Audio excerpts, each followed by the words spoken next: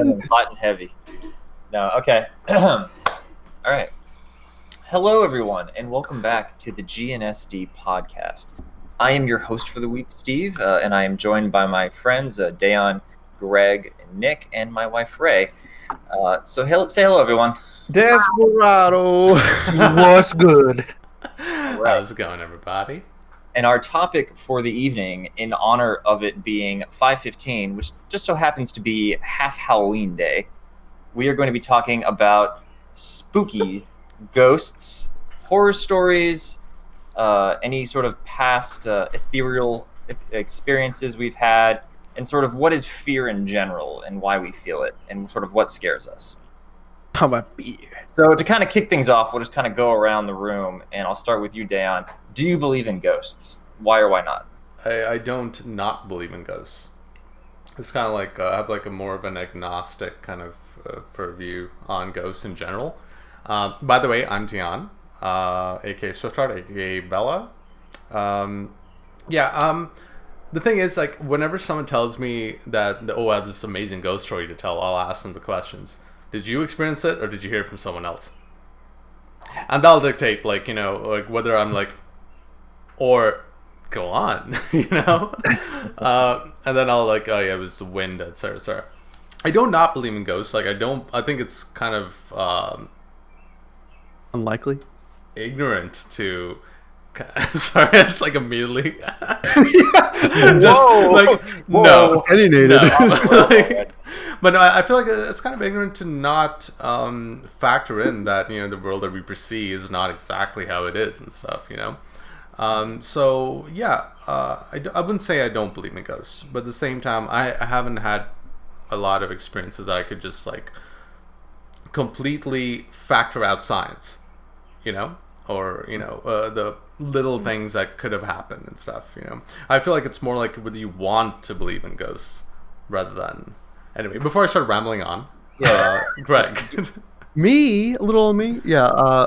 I kind of share your sentiments a little bit. I'm a healthy skeptic. I'll believe it when I see it, kind of thing. And me personally, I've experienced some stuff. I'm sure we'll talk about it, but like nothing that's like obviously like, oh, I saw this thing and it completely changed my life, sort of deal. I also kind of just chalk it up to, yeah, either it's too dark or it's too spooky and your brain's in a bad spot, and it is usually on the person itself. It's more of a like, oh, I want to know why you think there was a ghost. That's where it gets interesting, because it's like usually someone's behind that. Yeah. It's just psychological. So yeah, with technology the way it is now, we have so many phones. Like, where are the pictures? I want to see these ghosts. Show me these ghosts. I want to see Ghosts don't show up on camera. I want to hear them. I want to see them. I want to hear them. Other than like, yeah, the ghost shows were super heavily edited. So that's how I feel. How about you, Nick? I'm kind of like on the same boat as Dayaan. Well, not it's me. one of those things where, to an extent, like I've had a little more experiences, I would say, than you guys would. So part of me wants to believe, but part of me still doesn't. Like I need something kind of bigger to happen. Like really put it out there that cannot be explained, and that was something that I will never fathom in this life. You know what I mean? Like, yeah.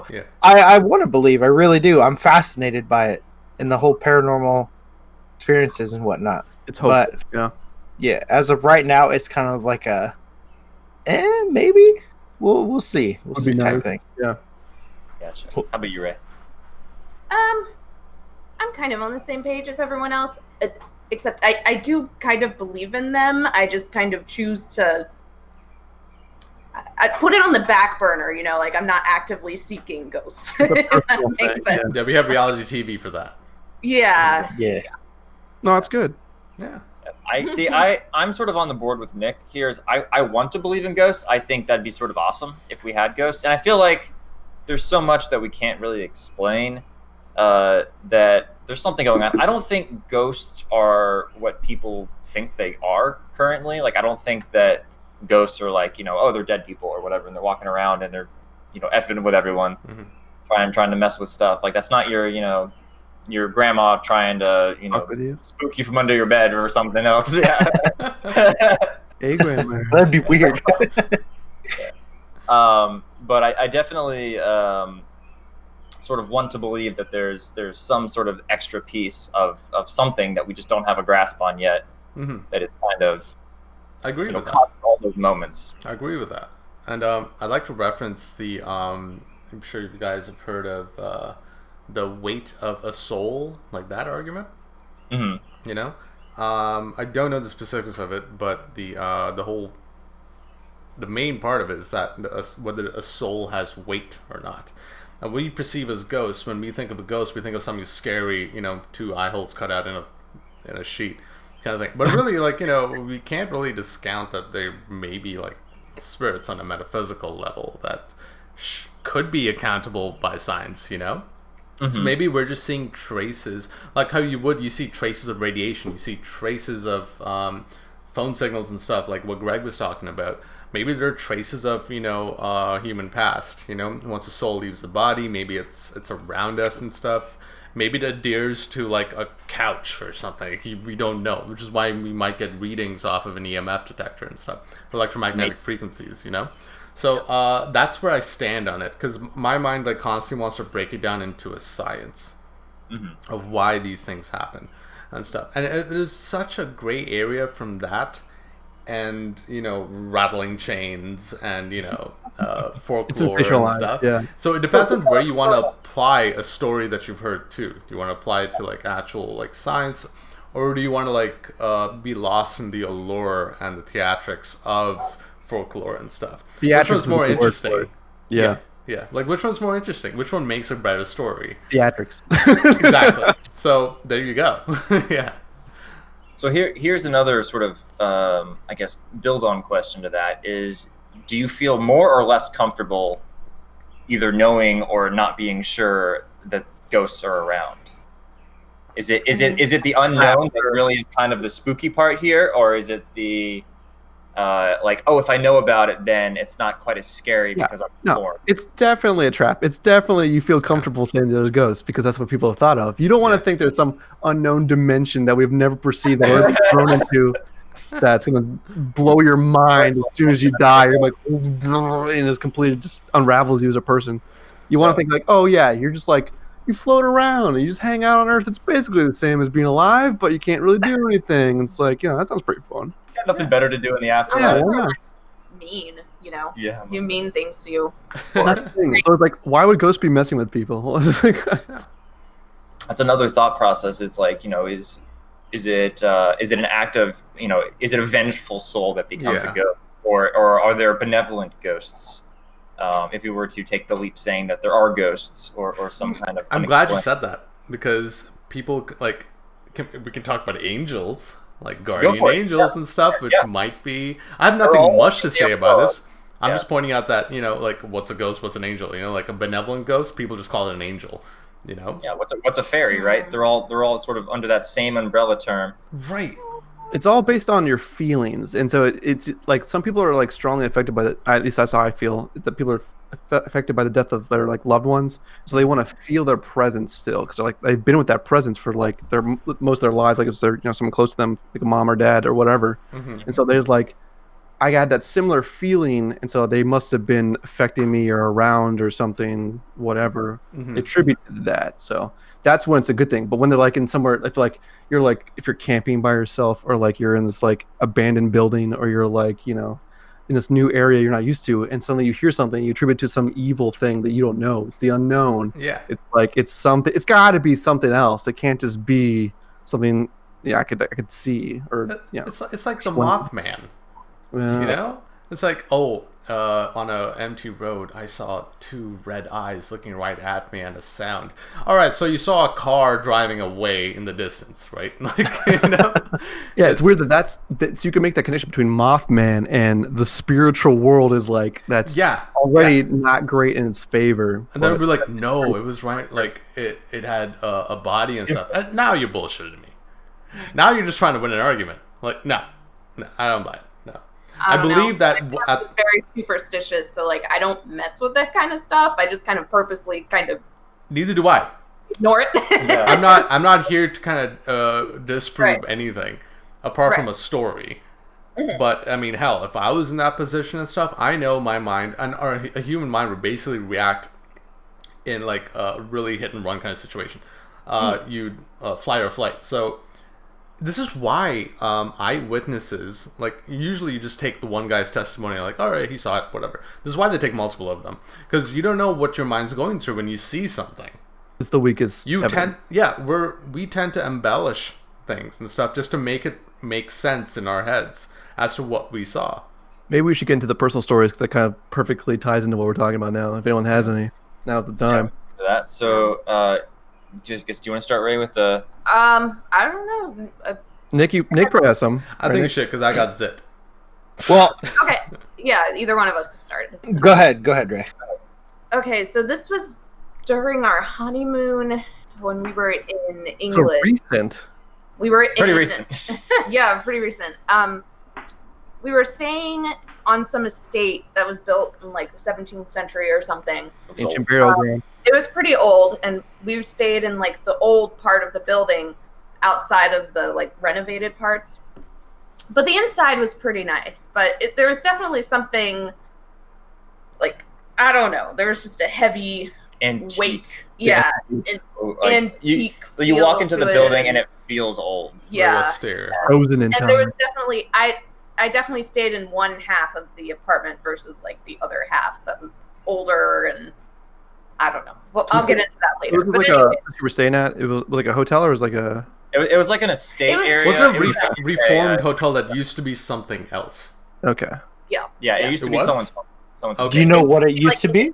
Native Americans. Gotta be Native Americans. it was some kind of house. It wasn't in the U.S. It was Yeah. in the U.K.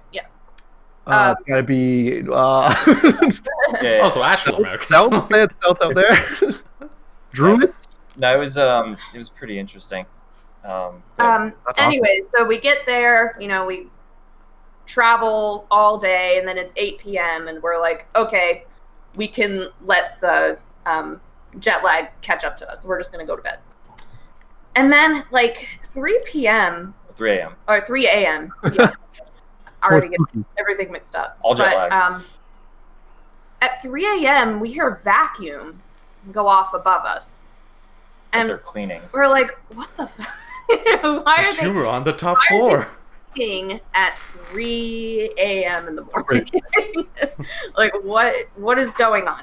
And from what we understood and what they were telling us, we were the only people who were in that wing of the building. So we kind of just dismissed it as like, because you remember that. Like, It happened you a heard few it too. times. It's just like random cleaning noises, or it would sound like furniture Someone was moving a moving. table. It was so Cool. weird.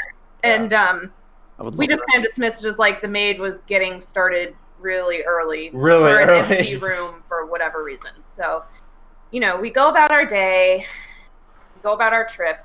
We have a lot of internet issues in that particular area, and I'll also get into that later. Yeah. Assholes. So, Fucking my life. anyways, the story it's kind of boring, but on the one hand, I'm glad I didn't discover this until after I left. But we go through the rest of the trip, and then Did it's some Halloween. research. Yes. And I was like, just watching something about the most haunted places in the world. And of course, because England and the UK is old, they have a lot of ghost stories. Mhm. And so I'm like, let me type in this place that we stayed at, see if there's anything, going on. And there were a couple things. I was Multiple like, things. crap, I don't want to.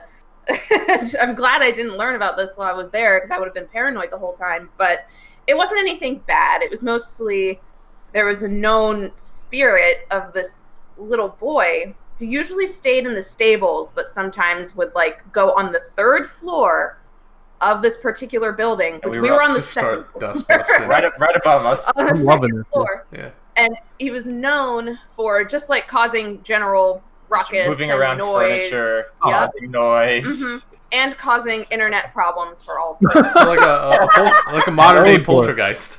Yeah, That right. bastard. So I'm just so overall, even I think there were probably a couple more spirits in that apartment or whatever, but overall it was just a mischievous little boy ghost who just liked messing around and playing pranks on people. But That's cool. it's I like when it's multiple people because it's not like, oh, it's just me. No, it's like, no, I heard that too, dude. I was there. We're pretty skeptical people, so we were like, it's probably. We were just nothing. like, why? I guess the the maid people. is. I don't know why they would do it in the middle. And then of the like night, we but... see the online, and we're like, oh shit. So I don't know. It's kind of cool when I think about it and talk about it again, because it's like, you know, it's. I don't expect for that kind of stuff to happen. Typically, I'm usually just like, oh, I'm just being skittish or superstitious or something. Mm-hmm. So it's nice to know that it's slightly validated that we're at least not the only people who have experienced it. As long as it's not in the U.S., So you had absolutely no idea about this being a regular thing. Nope. Interesting. I mean, nope. Yeah, but not until after we had left and looked it up. Yeah. Damn. Where in England was this? Was it in Yorkshire or? It was in Lichfield. It was near Birmingham. Oh, okay, all right. So, so kind of right in the center. South side. Yeah. Okay. Interesting. Yeah. That's fascinating to me, honestly. Yeah. I see. I want to experience it because, like, I know, like, I've heard things. Most people have heard things when they're sleeping or whatever. You wake up, like, what the fuck was that? Yeah. And like, you're like, it's not a normal wake up. It's like you go from 0 to 60 like that. Like you are full of energy. You have no idea what's going on. Dropping shit this hour, but at the same time, it's something that's like, you know, you could explain it away. Mm-hmm. But when it's both of you and it's in like a weird area, and you know, you hear vacuum sounds in the middle of boys sucking on stuff, you never know. Yeah. It wasn't like, oh, it's just a car driving by or like people being loud above outside. you. So I wish I experienced something because I've not experienced it yet. It's been pretty. I was gonna say the only thing I've had happen was when I was younger. This was just like a random memory. It could be like a dream. I don't even know. But it was like I remember vividly. So either it was a vivid dream or I made this up or whatever. Planted by aliens. It was when I was like, I don't know, 10, 13, 14, 15, somewhere in there. Very vivid range. It's a very specific memory. I opened the pantry, like just like the pantry, like, you know, where you keep all your shit. And there was like eyes. I remember seeing two dark red eyes really quick, like, and I just closed it. It was a Mothman. You just saw a car or a car. I'm saying like this was like so long ago, and I'm a kid. I'm like, my brain should have made that up. There's no way that was just like I happened to see some weird ass shenanigans. But they do say that kids and dogs and like animals can actually see ghosts, and then you grow out. Yes, and you did say you were 10 at the time. My kids though, they have very extreme imaginations. That's true too. Yeah, dogs are not people, so you know, I don't know. I used to get night terrors when I was younger. So like I would wake up and it was like the worst thing, and it was. I lived in a creepy ass room when I was young because like. We're getting the crazy shit now. Night terrors. Because I want to talk about sleep paralysis. All right, we'll get there. We're getting the prophetic future. Everyone calm down. All right, let's get to Nick's. So yeah, I want to hear Nick's because I guess me and Dan don't have anything really substantial. Because I was like, you went on your honeymoon like what, a couple of years ago? That was recent. Yeah. A year and a half. So, I have been a fan of like, I guess like basement fan of like the paranormal, the whole act of investigating and everything. I've never done it, but I would love the thrill of taking part in something like that. How many ghost shows do you watch on TV? There's only one, but it was a huge thing that I watched with my mom. It was like a real good thing. It was one of like our Saturday things for a while and everything, and I continued to watch it even afterwards. And I'd text her like, "Oh shit, did you see that? Oh shit." What's his name? Zach Bragan? Zach Megan. So the show is called Ghost Adventures on Discovery Channel. It's huge, as you guys know, whatever. But we took a trip to Vegas last year. We took 2 trips to Vegas, and we visited this museum that Zach owns. It's an old mansion that was renovated into his museum. I know the story. All right. Yeah, and he would bring in old haunted artifacts, or people would send him haunted stuff. And sometimes they would bring in, you know, like big name stuff, like Annabelle doll and whatnot. They've actually done an investigation in that building with Annabelle doll. Or they brought in a witch And in the basement, she would do these different little things, try to conjure something to come up while they're in the museum during an investigation of some sort, messing with like pentagrams and all this. So, one of my favorite things to learn about is the Zuzu, who apparently is like this demonic entity that can be conjured through Ouija boards and all that. Hell yeah! Personally, I've never messed with a Ouija board. That's intense. It's just a game board. True, It's true, made by but you hear Parker so many. Games. You hear so many things. I need the Ouija board next time we're all together. I would love to fuck with Nick. No, I don't know wait, what all right, I wait. would freak That's out. where I stop. That's where I stop. Like once we start messing with it, it's fine. It's I'm not. once something I'm not does doing it. happen, it's like, uh-oh. I What do we do now? you guys so hard. I don't know what's going on. But so we were going through this museum, and Zach has all these different like big name artifacts in here that he's kind of collected. And one of them, our second trip, we saw Peggy. Peggy is considered like another Annabelle doll, and she's considered one of the most haunted for whatever reason. But the story goes that if you enter her room where she's at, you have to say hello. Hello, Peggy, or introduce yourself. Make sure that she knows you're there. I think it's a gimmick. So the first time we went, I did it. Whatever. Nothing happened. And then as you leave the room, as they take the group out, you have to say goodbye, Peggy. Nick walks And in they- there like, "What's good, bitch?" Hey, that's close. So the second time we go in, I'm kind of like not believing. It's one of those things like if you want to make me believe, you're going to have to make it big type thing. Oh, here we go. And we went in with this group, and I initially walked in, and they tell stories about if you stare into her eyes and you start feeling things because Peggy's affecting you or whatever. So I stared directly at this doll, and I didn't let go the entire time. Just stared at it, didn't say hi, nothing, and I just locked.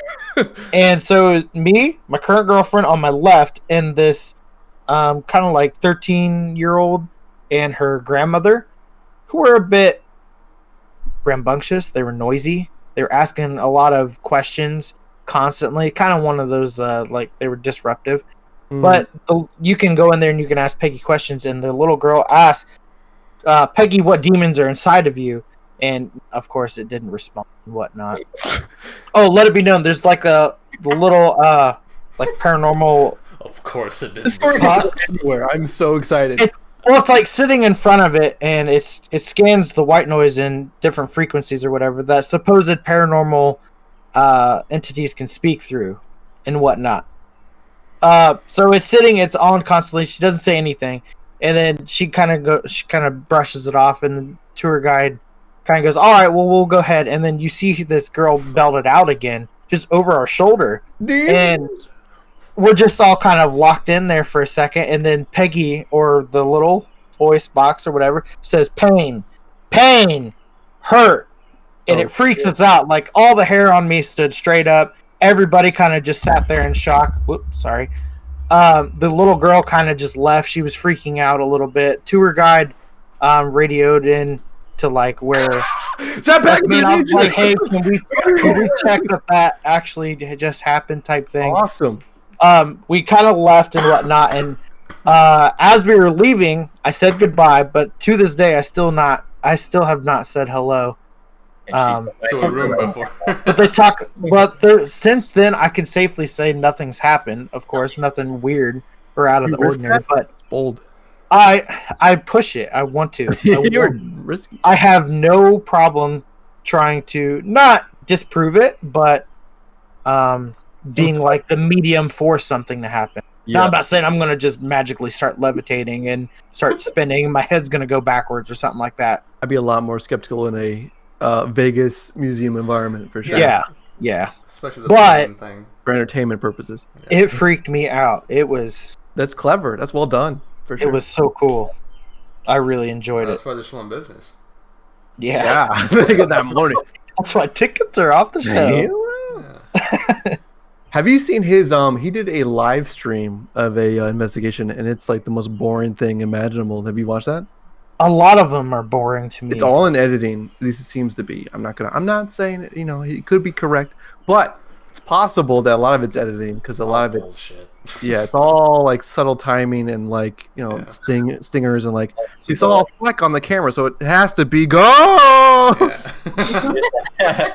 So I mean, obviously the mainstream stuff is. I mean, but I think I'm more likely to believe something like Stephen Ray, where it's like they had no precursor, no Right. experience, Yeah. whatever. No, wasn't expecting it at all. Yeah. No, like, I like to get spooky around Halloween, so that's when I looked Yeah. up information about it. Yeah. And I was just like, I wonder if where we stayed was Wouldn't haunted. that be weird? I thought I felt a presence, Yeah. but it wasn't even like what I thought it was. So, That's Yeah. great. Now, have you guys ever experienced that feeling? Like Stephen Ray, you had that heaviness of the room type thing. Like the Mhm. How weight. it just kind of feels like there's some sort of compression going on. Yep. The entire museum. I need to quit punching this. It's like the something's off or something's watching me feeling. So Yeah.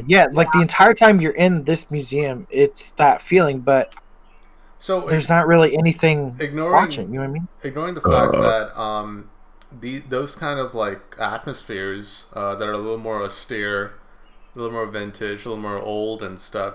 Our minds, because of what we've been exposed to with like ghost stories in the media and stuff, we naturally kind of embody the feeling of fear already, right? Or at least caution.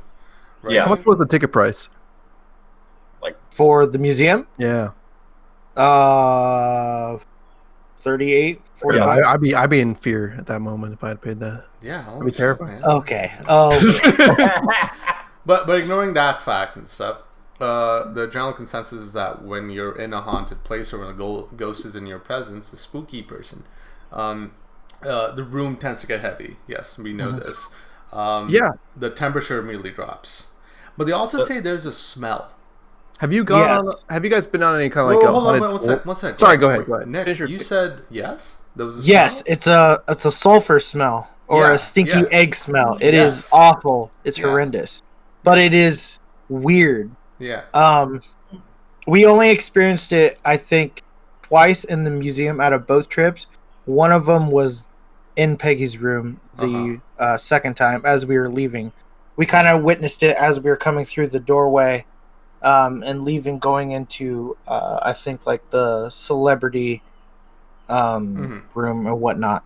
But it was freaky. It wasn't like a strong, like, here's a rotten egg right in your face type thing, Yeah. but it was like this A little really more subtle. Yeah. faint. Yeah, Yeah. it freaked me out. Stephen Ray, did you guys have that kind of experience? I don't remember. I Yeah. mean, I want to England. say I remember getting it a lot there a child, but not. I don't know if we got it at that honeymoon spot. Or, it was under construction. A lot of weird smells as a child. It Yeah. might have Yeah. been- Well, there were already construction smells. yeah, which is- so if we smelled it, we were probably just like, okay, whatever. But It was just also, masked. like I said before, if I think there's like a spirit or a ghost issue, like I just kind of ignore it and push Yeah. it to the side. So we didn't even spend that much time on the side of the apartment that I Right. thought there was something yeah, like weird, like the older part of the apartment. it's really interesting because in a lot of cases, like going to the museums or going to those, people that are on those TV shows, they're already putting themselves in sort of that suspension of disbelief section. It's like when you go into a haunted house or when you go see a movie or whatever, you're kind of, or a magic show. You're already putting prepared. Yeah. Yeah, you're prepared to, whatever, Yeah. be amazed. Yeah. But it's definitely like when it's just completely unexpected, or when like you're in a situation where it's like you're not even thinking about ghosts or anything, and all of a sudden some shit happens, and you're just like deer in the headlights. Like, what the hell? Yeah. Yeah. Wait. So, Greg, you were about to say something before I. Yeah, I was going to say, if you've gone any like haunted tours or anything, like if you go to a city, most cities have had history, so they definitely have haunted tours. So I've been to a few, just a couple in Richmond. I've been to some in Boston, but they've been great because they put you in that mindset. They like preemptively put you like, okay, guys, this is like we're gonna go down this place where it's like hundreds of years old and some stuff has gone down and it's gonna be great. So really, no one's done this before. Am I the only one? No, I've done it. I've done it. No. I love doing this. Actually. No, they're fun. They're really enjoyable Great, for yeah. sure. I would enjoy the history part of it. Exactly. But I wouldn't want to go into like the house and Yeah. be like, oh, let's see if we can People have experience. died in the That's ghost typically thing." how, yeah. It's typically about just walking the streets. It's like this house is where this happened, and like we're not going in there, but this is what happened there. Gotcha. Okay. No, they're great. I would I love probably them. do that if I had the chance. I did a ghost tour in York, in England, when we were there recording an album, and that was interesting for me, like Ray was saying, from a historic standpoint, because I got to see the grisly origins of a lot of nursery rhymes that originated in Yorkshire, which is really cool. Like Humpty Dumpty, the Under Bridge what was Fallen. It's out on the wall. no, that would be in London, Greg. Well, I'm sorry. I tried. The bridge coming No, down is pretty terrifying. No, the one with the round and round the merry-go-round. Oh yeah. That Yeah. one? Yeah, which was Ring around now- the rosy. Yeah, Ring Around the Rosie, which now we know to be about the plague and stuff. Yeah, like I liked it from historic kind of thing. There were some like kind of installed spooks, you know. But apart from that, no. In fact, my time in New York was because we had this Joker in our group, right? Was it you? And like, no, it wasn't me. No, I was the British one. And like, we did hear like creaks and cracks and stuff, but like, I was already really skeptical, so I didn't think much of it. But there were like stuff that happened, man. Like, upstairs in the and again, we had the prankster. I shared a room with said prankster in this old ass house, and he was on the bed, like, and I was in like a little sleeping bag. And when I woke up, it was like my entire body, like I was sleeping this way, and then when I woke up, it was the other way. You're a heavy sleeper. At the time, no, at the Molested time. you, Now bro. I'm a heavy sleeper. Now I'm a heavy sleeper. Back then, I wasn't. I was a very light sleeper, so I wouldn't know. Very delicate touch. Yeah. That is This is a weird. very Greg-esque thing here. What? How did Greg? Excuse me. You would totally do something like this. Why would I like Because bring you're an him up and asshole. change That's why. him? Let me just stop you there. You just said earlier I fucked with you so bad with that. Yeah. But, so that The great mind fuck, happened. though. And like then another thing that happened where somehow it was the first time it had snowed in years when I was there, and Satan. we opened the door and on the welcome mat like all our initials were like written down, which I'm 100% sure was one of these fuckers I was with. Yeah, that's insane. So which is why like I was like that's the closest thing to a ghost story I have, like is a weird saying, but whatever. Yeah. But yeah, Let's yeah. talk about the different ways that we experience fear, in sort of like fear through sight, fear through. And we sort of alluded a bit about it on a little bit. So I guess you're saying the sulfuric smell. We talked about having a ghost presence and then the weight, the actual feeling of the weight, and then the actual sight of like, oh, I see a shadow or something. My eyes playing tricks on me. I wonder which. Well, taste. Is there a taste that you taste? Like, you know, some people say like I tasted blood suddenly or something like that, or I had a very metallic taste in my mouth. No. Yeah, I won't go that far. I've never heard of that. Never had that. I think it's something that everyone can relate to. It's like everyone's felt fear. So like obviously if you tell someone a scary story, like, oh, I can kind of relate to it because I've had similar experience. It's not exactly the same. But this is fear of the unknown, right? It's different from like fear of heights or something like that, right? Even so, I think that's pretty common that people have. It's definitely common, yeah. Yeah. Oh yeah. I can't really speak to that. Like, I guess in childhood, I was scared of like monsters and stuff. Would you say one is more powerful than the other? In terms I feel of like the fear of the unknown is definitely leagues more powerful than the other. Yeah, because you're not prepared for what you're up against. You know, yeah. I'm also curious. Has anyone experienced like legit sleep paralysis before, and not just like nightmares? Only one Okay. time. Well, you know that it's one of the most terrifying feelings when you know that your mind is awake, but you can't physically move or do anything about it. But that can be explained by science. Right. Yeah. But I'm thinking, has anyone watched The Haunting of Hill House on Netflix? Yeah. Okay.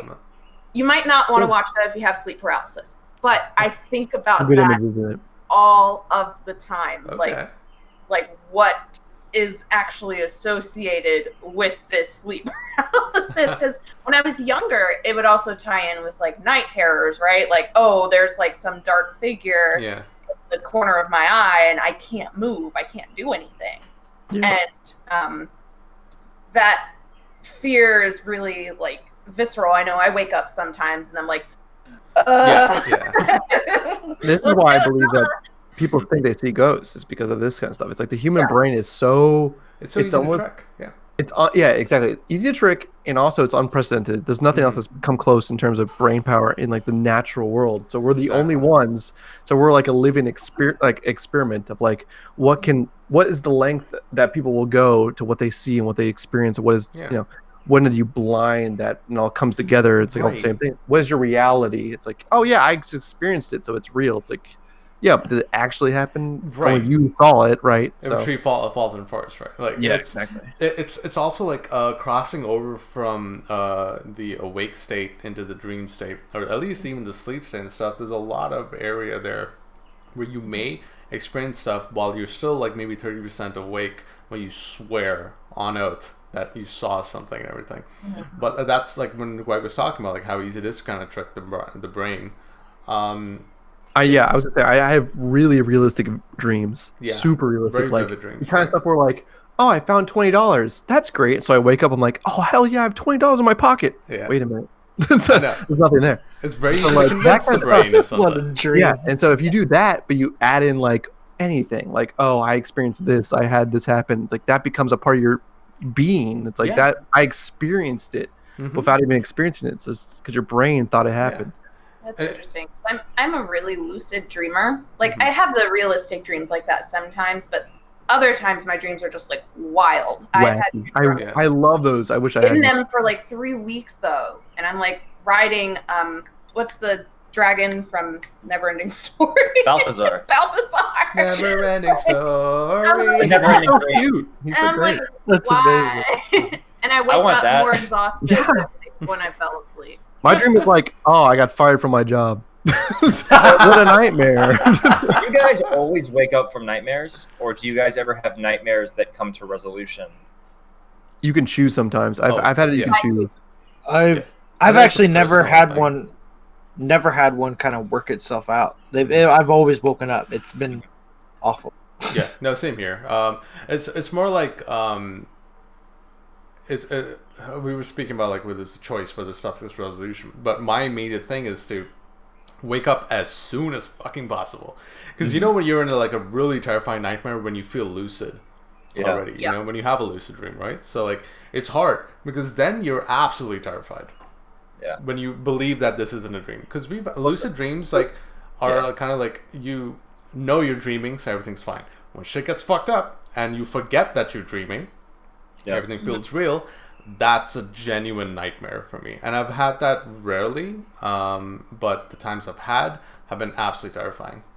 Absolutely all the time. So at the risk of scaring you guys, there's the folklore around nightmares that I've heard before, which is, let me know if you guys have heard this or heard something different, is that like when you're having a nightmare is when like a demon is trying to steal your soul, and if you don't wake up, then they succeed. Kind of like an Insidious.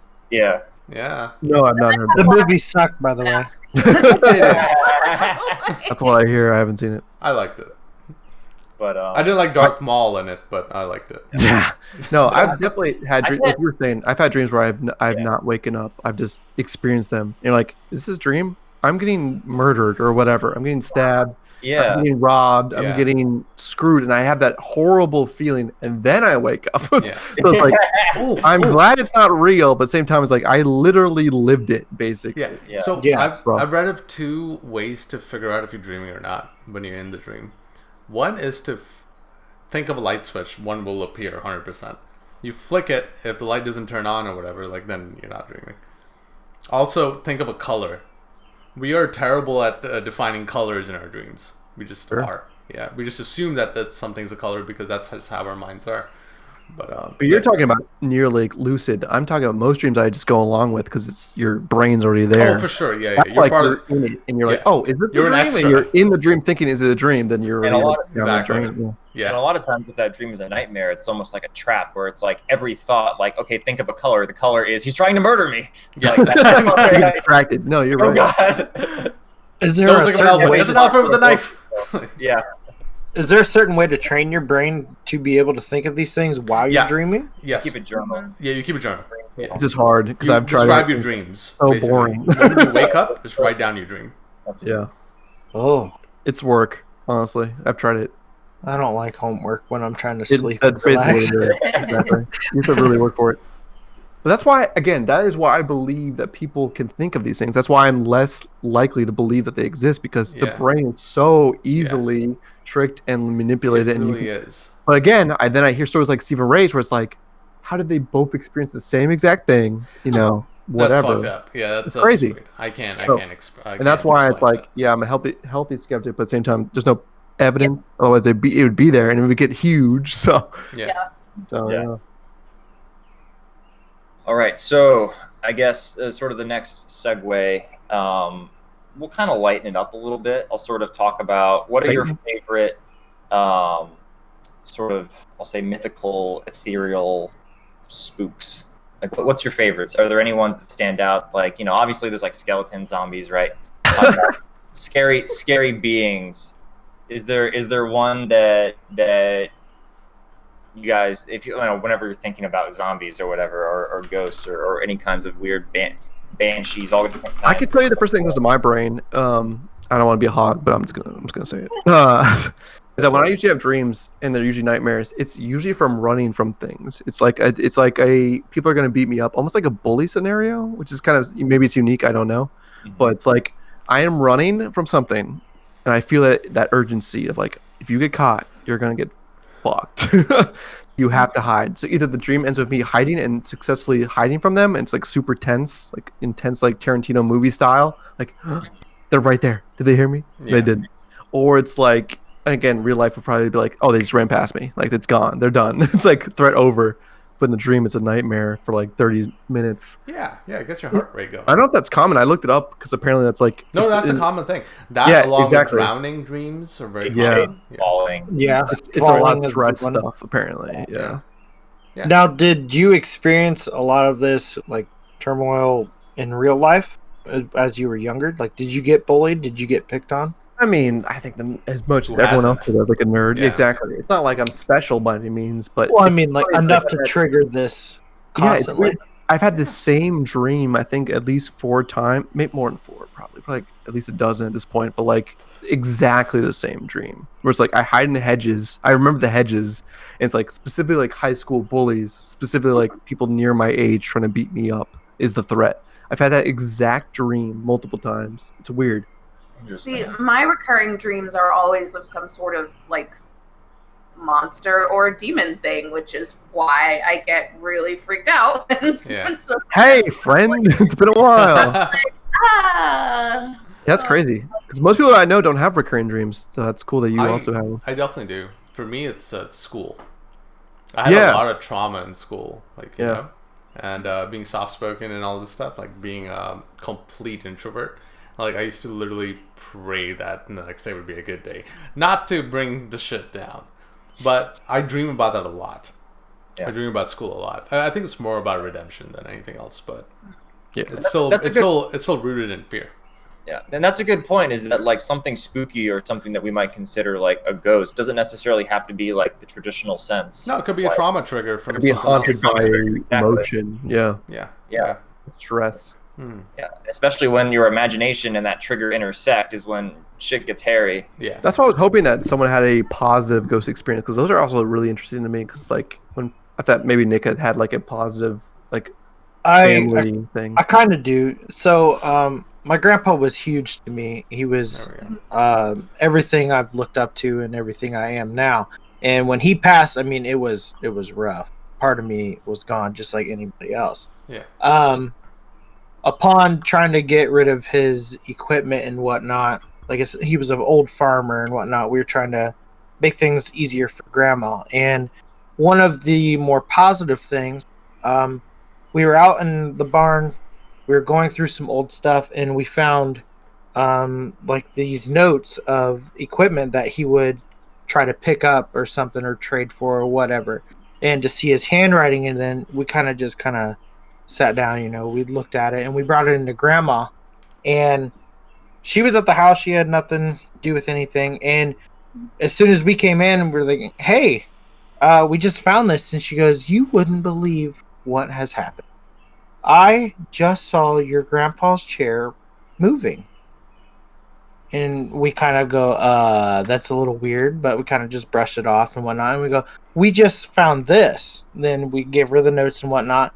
And she goes, oh. And she kind of just touches it for a second. She goes, he used to write me love notes in this notebook and whatnot. And I kind of freaked out for a second and go, what do you mean? And she went and she brought out all these little notes that he would write when he was out in the barn, like working his butt off or something. He would write her little love notes, and then he would bring them in for dinner or something at the end of the day. And knowing that he would do something like that, and the fact that I'm holding what he used to have, like it kind of made me like, he may be gone, but he's not gone. No. Right. Mm-hmm. He's right here.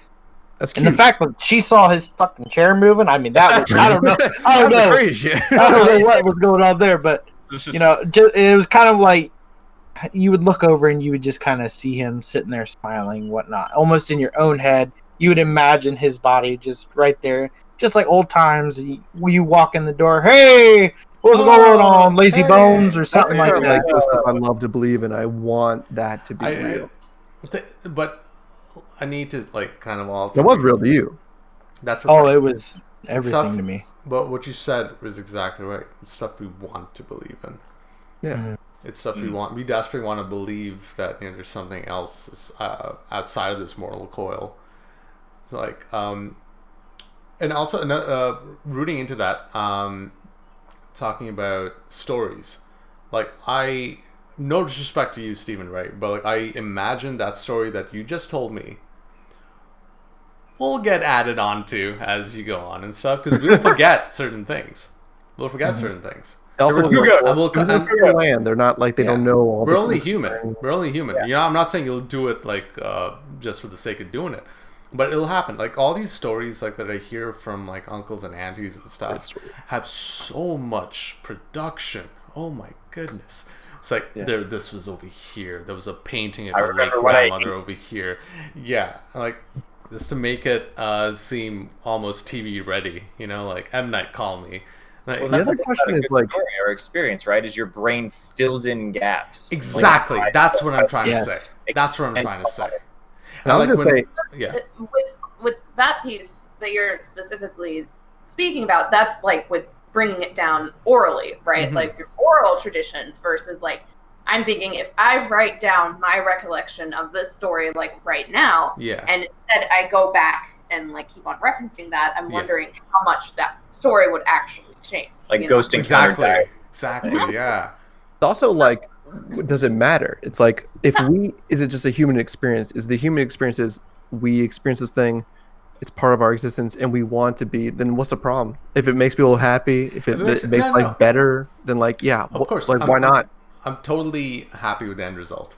It's not like people are like blaming the murderer on a ghost. Like that does not happen. Like that's not like you can't. There's no negative to it, really. No, absolutely not. No. Yeah. Other than like you could say like people saying that you could exploit specific areas because they're older, like that. I mean, that's like such a small thing. Yeah. Like really, who cares? You know. Let people believe. I'd say, whatever. No, exactly. Let people believe in what they want to believe in and stuff, as long as it's not harmful or malicious. Like, I'm totally fine with that. I just wanted to point out that, like, that is the human condition, though. Yeah. That we tend to do these kind of things. That's why it's an interesting subject, because it's it ranges from, like, scary could murder me ghost thing, I don't know, to, that is my guardian angel. Exactly. Intimate family member. It makes their presence even more like important to me. And I'm not saying it never happened. Impression. Yeah. I'm not saying it never happened. It's just there are certain stories that, it's fascinating. It's fascinating. Yeah. Absolutely. Yeah. Because I don't have those. That's why I like to hear other people's stories. Because like I remember I dated a girl like randomly, like the first date, and I was like, it just happened to come up. I was like, did you have any ghost stories? This happened to come up. She was like, oh yeah. I was like, oh, do tell me. I want to know that. She was like, oh yeah, no. Multiple times I had this ghost like interact with me, and I was like, I would love to know what happened. But apparently that's more of an American thing. I think it's like close to 50% of people believe in ghosts in America or something, and it's like far different than like Europe. I think Europe's more like I feel like 30%. American folklore and urban legends are so it's rich, interesting. very rich. Yeah, with it's stuff weird. Yep. Yeah. But I know in Asian countries it's even higher. I think it's like 70%. Yeah. No, it's crazy. Now, have you guys ever gotten a story from like relatives, like friends and family, that they always say, but is never changed? We don't, at least my family, we don't have like a family ghost story. Specifically. No, definitely no family ghost stories. My mom is, like I said, very superstitious to the point where, like, for example, I can't split the pole nowadays. I don't know if you know what that means, but like if there's a lamppost or something, and then you're a couple and you walk on each side, like one person goes on one side, the other goes on the other side. Yeah. My mom used to literally take my shirt, pull me back around, and then walk on the same side. I do that, but it's more of an OCD thing than anything else. Oh, I was gonna say, what's the point of that? I don't. She says that like it's some sort of superstition where like you'll have problems with, separation and stuff. Yeah. Oh, so it's a bunch of little things like that. The rules are fascinating. No, like for me, like I won't step on a crack in the road because in my head I was like, "You're gonna fucking die, dude! Like, don't do it." Dude, but for me, it's an OCD thing. Yeah. Step on a crack. But yeah. Or like nowadays, if I accidentally spill salt for whatever reason, you throw it over. Did you have a family thing, Nick? Family ghost story or whatever? Well, do you guys know about like the Annabelle doll? It has an attachment. There's supposedly a demonic spirit attached to it, and whatever. So my mom had this Barbie from her mom. Sell that shit. Not her mom. Whatever it is. From her aunt. It was handed down and whatnot. It was one of these like collector's style Barbies and whatnot. And when she died, she claimed that every now and then she would see the Barbie like turned another direction or something like that. I don't own a fucking doll. Exactly. But she swears up and down. This is a story that's never changed. She was asleep one night. She slept over at the house. They were trying to get shit out or something. I can't remember the whole thing. But she was asleep on the couch, and there was a fireplace in front of her. And the Barbie doll ended up being on the floor when she woke up. But in the middle of the night, she was woken up by, like, have you guys ever got the feeling of being rushed? Like somebody running up behind you, or you turn a corner and there's just being this feeling of something like right in your head. And you're like, shit. Yeah. She got that feeling and she woke up, the 0 to 60 feeling. And when she did, she said she saw some sort of being like on the other side of the coffee table on the other side of the room, but it had no legs, whatever. It was just kind of floating. She couldn't make out the dress, the hair, anything like that. It was just this thing. And then it went into the kitchen and through this little corridor and it was gone. And she said she never got up and looked for it or anything. It just freaked her out. But she found that Barbie doll the next day, and she sold it shortly after. Fuck that Barbie doll. Because of that, but yeah. No, I mean I had a little like robot like clock that you would press. I don't know what it is. It's something with like little humans, like little human-like things, like statues, dolls, whatever. Yeah. Freaking me out as a kid. I don't know what it like clowns, same thing. Lego man. So, like, I didn't like that little robot man. I feel like he would like move on his own as a kid, and like it was definitely in my like psyche. Like I was like, I gotta get rid of him. Please get rid of him. Yeah. So in that regard, I totally understand when people have that kind of thought process. I'm like, yes, I get that completely. Fucking terrifying. I had like the worst room as a child because it was painted red, and it was like I had this wallpaper of all these different kinds of like dogs. And then, well, here's the deal: I used to have like, night terrors and like panic attacks when I was young. Ghost dogs. So like I'd be in the middle like of like trying to fall asleep, and like my eyes would start closing, and then all the dogs would start moving. Cute hellhounds, that's fine. Like all cute hellhounds. Like, they would start like moving and like turning and like all different kinds of like weird figures, and then like the whole room would just start kind of like spinning, like you're getting like sort of sucked downward. Yeah, That sounds Human psychedelic Yeah. as shit. Yeah, I was gonna say, Nick. Yeah. It's a And child mind. You guys know those old like movie countdowns where it's like 10, 9, 8, whatever? Yeah. It's I had this. I don't know if this is like related to sort of like panic attacks in a sense, but like when I would try to close my eyes, I would get that countdown like in my like inner eyelids, something similar, and like it was like the closer it got to 0, if you didn't open your eyes, you were gonna die. I get that. I Oh, totally do. God.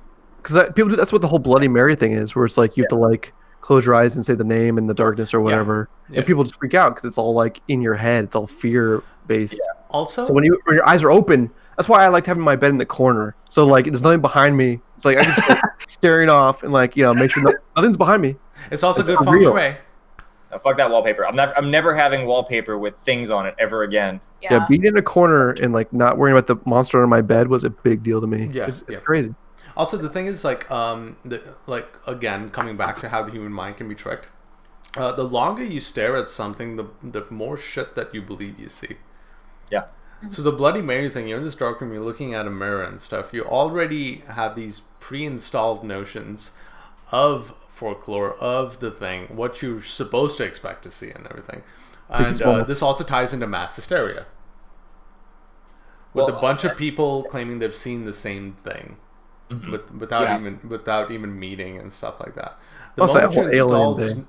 The moment you install this notion into people's heads and stuff, and you set them ready, like when Nick was talking about the doll in Vegas and stuff. He's already been told what he's going to be seeing and stuff. To an extent. And it happens. I didn't know what the hell was gonna. You paid $38, man. Like, Well, true, Yeah, but that goes into the whole we like. went Go ahead. Sorry. we went out of our way to never look into it. We knew that the show that we liked, the owner of it had a museum, That bag had a is- place we were going, and we wanted to experience it. We knew nothing about it. Walking into it, we didn't know what we had or anything like that. that's totally And fine.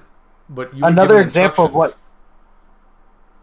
Oh, yeah, to say hi and all that. Yeah. Yeah. So I they get planted that, I the get seed that. already, and the way I get that. because our subconsciousness is so powerful. Yeah, I was all it gonna say, needs like, is a little bit of suggestion. Yeah, we were talking about how like we Yeah. fear the unknown more than anything else. Yeah. So like just to have that anything that can explain anything Exactly. is so more appealing than just Yeah, it was something I don't know. 'Cause It in could a- have been in- anything, you know. in a panic and fear situation, you heard the word pain. You heard this like anomaly happening right in front of you, and they'd already given you the first stop to think of by telling you about the shit and everything. So your mind immediately goes there, clears it, and then moves on to the other thing. But you won't forget that one thing. Yeah. You won't forget that what they told you is like, oh, it's this thing is fucking haunted. You know, that'll linger in your. I always think subconscious, of like, the forever. in the when they filmed the The Bell Witch. Witch Project. Bell Witch. That movie. Blair Witch Project. Blair Witch, sorry. Blair Yeah, Witch. They Which is messed with, Bitch.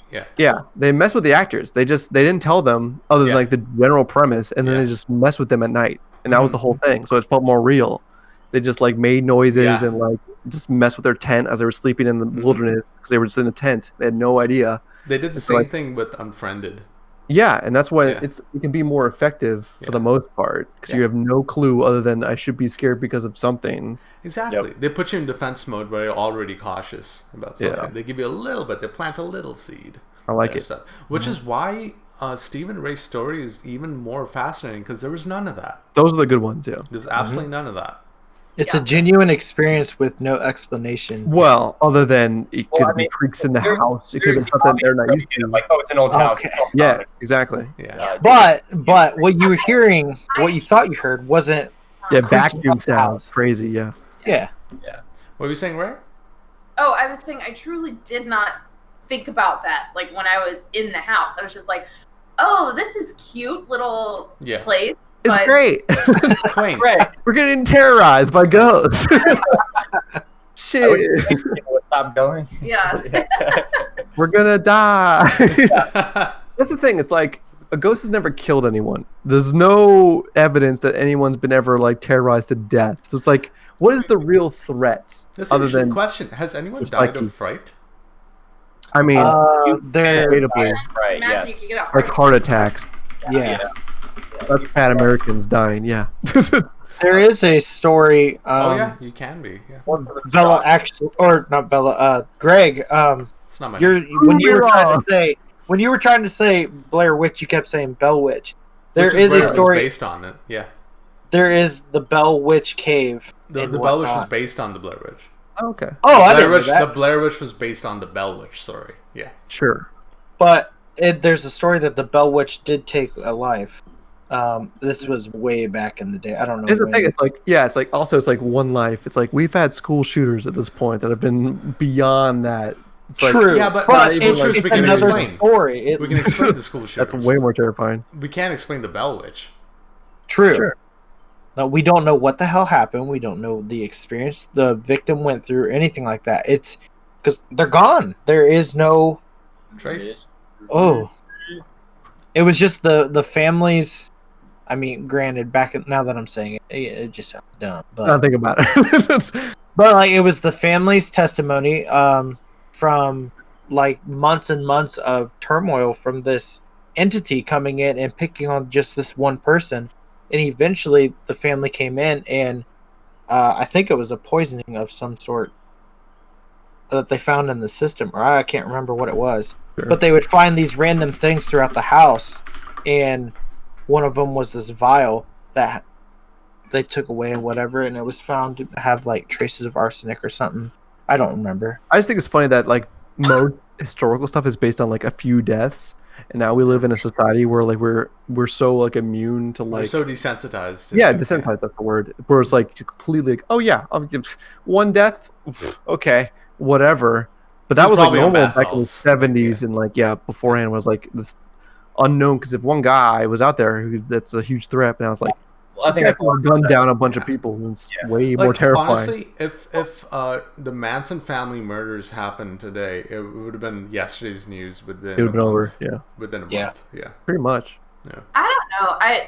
Yeah. Do you guys listen to like My Favorite Murder at all, or have you listened to that podcast Nope. before? No, I don't think I have. No. Really interesting because a lot of like urban legends start from these mass murderers, right? Like there was one that was the Devil of New Orleans that was like axe killing people in the middle of the night in the 1900s, and Awesome. That was a Jersey Devil, right? mm-mm. No, different thing. All right. Multiple. Trust me, there's multiple. If it's an American thing, there's multiple. devil for every locality. Anyway, please go on. Yeah. Anyways, I guess to me, I'm desensitized to like violence and stuff like that, like a lot of people are. But I was listening to the podcast last night, and I was legitimately freaked out because it was the kind of scenario where someone was hiding in plain sight and was still causing like so much terror. Yeah. And they're usually really intimate too. It's like they knew everyone involved and like Yeah. they were there. Yeah. And it was so creepy. And, to me, sometimes that's the kind of stuff that I tend to fear more than ghosts anyways. Because they're real. Yeah. real. Oh, for sure. And that's why ghost stories, when they become entwined with reality, become more intimidating because it's like, yeah, the reality is the crazy part. It's like, yeah, for no reason this guy chopped up his wife. We don't know why, but now there's a ghost. It's like, wait, whoa, he killed his wife? Wait, what was that about? It's, whoa. That's interesting stuff. It's like they go past that to like, because it was in the past, it was like, oh, it's not important because you care about the reality of now. But it's like, no, why did he kill his wife for no reason out of nowhere? Yeah. It's like Pride and Prejudice. Because And that zombies. Like, Yeah, exactly. Or like the amount of people who kill people because they're, they have some sort of schizophrenia or something, and some floating spirit that they see is talking to them and telling them to kill all of these people. I would say that's another reason I was gonna, when we were talking about the whole haunted like, places, I was like, but there are so many dead people. Like that I always thought was weird to me. It's like, why are some people haunting and some people aren't? Because there are so many dead people everywhere, like for everything, that if that was more of a thing, then they would be like constantly everywhere haunted. This highway is haunted. Yeah, because there's thousands of deaths, like the millions of deaths everywhere we go. Not to play devil's advocate, but like one would also argue that there are, like what Steve was talking about way earlier, vengeful spirits, like different things, like stuff like that. But even me having said that, there are millions of those too. Yeah, and So you're also it based on, should like, be why a is emotion statistic. suddenly the more important value that makes you a ghost? Like, Yeah. you're just basing Yeah. off on nothing. Yeah. Yeah. So it's all up in the air. It's all, and that's why it's interesting, because it's like it could be anything. I'm gonna throw you guys in a hypothetical situation just to Okay. get your take on it. Okay, so you're living in a new house and Yeah. you find out that your house is haunted and Totally you start cool with it. Love it. experiencing these things. I'm down with it. Tell the How story do you- right before we move into our. I thought it was gonna be like, have you guys done I this love before? this scenario because I always am down with it. I'm like, yes, cheaper price because of haunted. Yes, please. I will definitely do it. What's your course of action to I try don't to give a fuck. deal with the situation, or Okay. So let's say it's getting disruptive? could I go first? Go ahead. Go for it. I've already established myself as kind of skeptic, kind of like Greg. I would do my due diligence. When we moved into this house, my mom, who's like your mom, Ray, very superstitious and stuff, Shaman. told me to. Did some voodoo shit. No, I mean, I don't know. She told me to burn sage and just carry it around the house. Well, yeah, that's a huge thing. It's a cleansing thing, right? It's a cleansing thing, yeah. Very close to like It couldn't hurt. It couldn't hurt. putting it somewhere and burning it around the house. This house is fairly new, but you never know. Like what? You never know. So I feel like it's more of like peace of mind. Yeah. You've Seriously. done your due diligence. Now enjoy your new You house. did all you could. You can't do any Yeah. more than that. So I've done that. I burned sage and I was like carried it around, like I did the whole thing and stuff. Carried your mom around? Whether I needed to believe in it or not, whatever. I just did it as a favor to my mom. And if I were to move to a new house, even without my mom telling me, I would do it still. I would do it still. But to answer your question, Steve, if I knew 100%, if it was on Zillow, yo, this house is haunted, you get $100,000 off. I'm buying it, and then I'm literally gonna call people who know more about this stuff than I do. Well, what if they say it's haunted? Then you're fucked. So you're already Am living I in a. though? I'm 50% and 50%. So do you believe in exorcists? Or do you believe if they're in your skeptic mind, if there is a ghost, then an exorcist has to know what they're doing? I do have a story about that. Exorcist No. is different. It literally than- just came to me. Yeah, that's more demonic and that's Yeah. more. But my it's road still right in the there. purview of like this podcast. Yeah, this episode. yeah. It really is. Your story. So, yeah. So okay, this is my story. I was in Sri Lanka, where I come from, and my aunt. And by the way, my family, if you're watching this, I hope you don't mind if I share this story. But I'm gonna. And we're sorry.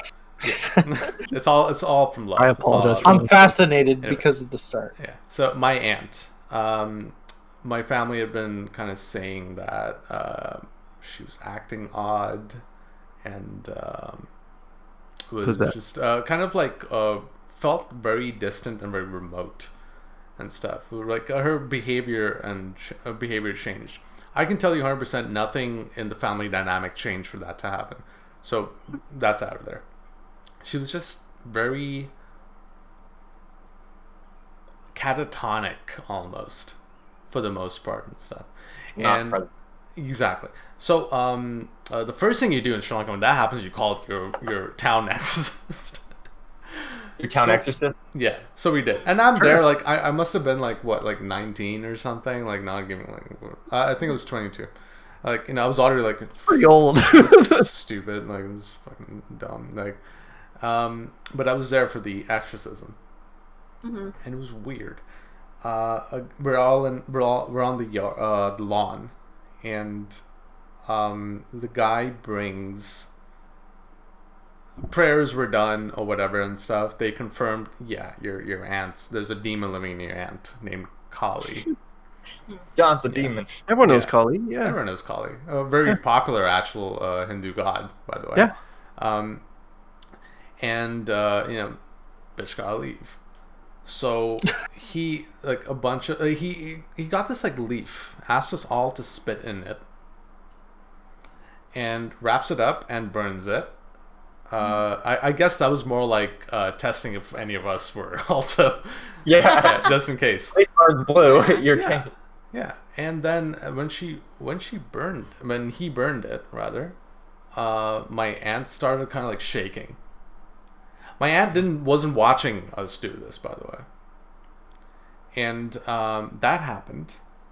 And then a bunch of more prayers happened. And my aunt started speaking in a language.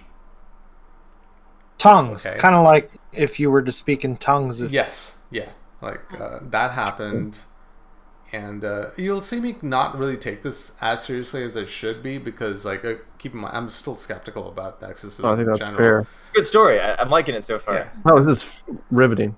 And then a very important prop entered the stage. A chicken. What? Cock. Oh no. I said prop. Yeah, me Well, too. yeah, a chicken. Cock. Sure. Cock comes in. More prayers happen, and so the idea was to move the spirit, Kali, from my aunt into the chicken. Right. And I don't need to tell you what happened to the chicken after. Right. Delicious. That happened. I saw it. Delicious. My aunt was fine afterwards. Yeah. Oh. That's great. It worked. Did you believe it? See, the thing is, like, asking somebody if they believe in something is kind of loaded because, like, Well, at here's the the thing. time, I I didn't- didn't like, did care you to believe- believe in it. I didn't care to believe in it. I didn't I care to didn't believe really- in it. I'm just happy that my aunt's fine. Whatever really it took, especially kind of with the like thing me you do. taking that sage across my house. I don't necessarily believe in it, but I'm gonna do it. Whatever. It's like, you know, not, like, it's sort of like you're not drastically inconveniencing yourself no. enough Exactly. to sort of to decide one way or the other. Yeah, it's not like someone asked me to kill my firstborn and then you live a happy house in your happy I would life love- in your house, rather. Yeah, I would love to know the history of possession in Hindu because I didn't know it was a thing. Oh yeah, I yeah, do yeah, know yeah. that once The Exorcist came out, possession became a more popular thing. Do you think that there were more cases reported afterwards? Yes, absolutely. Yeah, It's yeah. a fact. It's a fact. Yeah. People just probably, They know you know, about it. oh, I don't know what's wrong with them. It's a demon. Yeah. No, but sure. Getting you out. but to That's answer it's not saying it's not real. I'm saying it's just more likely because of the pop culture. yeah. But yeah. that's why Hindu is more interesting to me because, like, I know Catholicism has always had possession for the most part. Oh, It's yeah. So that's why I don't know about that. That's mean, fascinating. Honestly, I think it's probably like a worldwide thing that Right. talks about possession, Yeah. right? It's Everywhere. basically in every corner of the world you hear about, like, you know, demons possessing people, or, you know. It's the reason why there's a Messiah birth in most religions, just happenstance. Even though I always love that there was a Messiah birth in Native American religion, even though they had no connection to the Western religions of Jesus. It still existed because that's just what humans do. Yeah. Okay. We'll save religion for another. Sorry.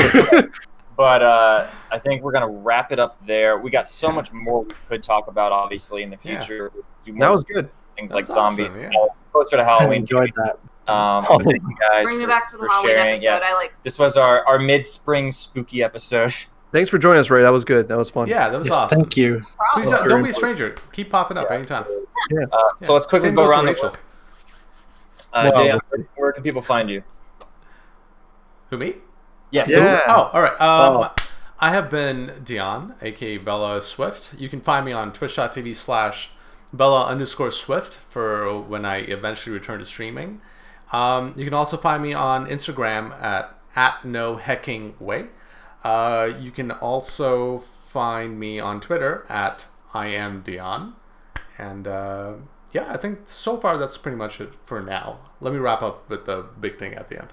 Gotcha. Go, Right. Greg. DesperadoGPJ on Steam. Thank you. Good night. Go, Nick. LeetDemon on Steam. LeetDemon on I almost said LeetDemon on stream. LeetDemon on Twitch.tv. At Nicholas_Delk on Twitter.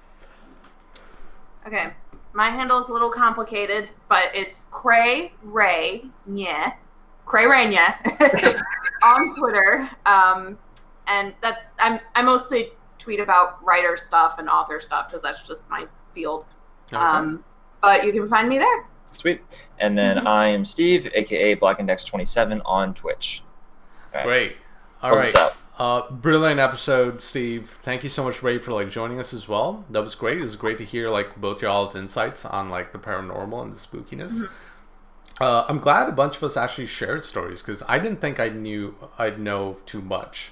I didn't know if I'd be able to share enough and stuff. And I feel like Greg probably feels the same way. Like we just didn't know. Nick, great insights, man. Like that whole Annabelle stuff. Like I knew the story. I didn't know it was gonna actually make it to this episode. I guess I forgot about it. But thank you. That was amazing. So from all four of us, thank you so much for joining us. And one last plug. If you guys are enjoying watching us, and even if you aren't, you can find us on Twitter at @officialGNSD. It is right down there. I'm getting better at finding it these days. @officialGNSD. Please tell us what you liked about an episode, what you didn't like about an episode. Help us improve. If there's anything you want us to talk about, please holler in. And if you didn't like something, yeah, do the same. Whatever. We love haters. But yeah, that is us. Thank you so much for joining us again. Mwah. We'll see you again later. Bye. Take care, everyone.